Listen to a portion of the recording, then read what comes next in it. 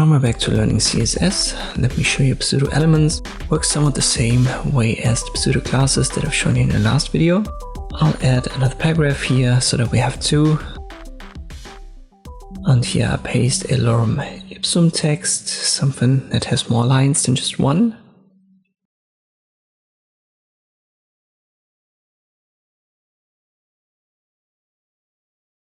Let me select the paragraph element in the CSS and I give it a red color. For now it makes the entire text red. Or we can use pseudo elements to only target the first line.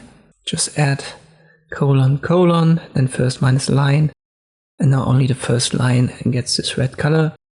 This will be applied to every paragraph in this case.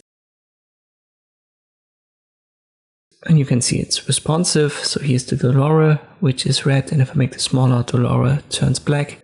If I make this bigger, more and more words will be red. To show you a use case, you've certainly seen that on websites. We'll make that the first letter. But we don't want to have it red, instead we want to make this bigger.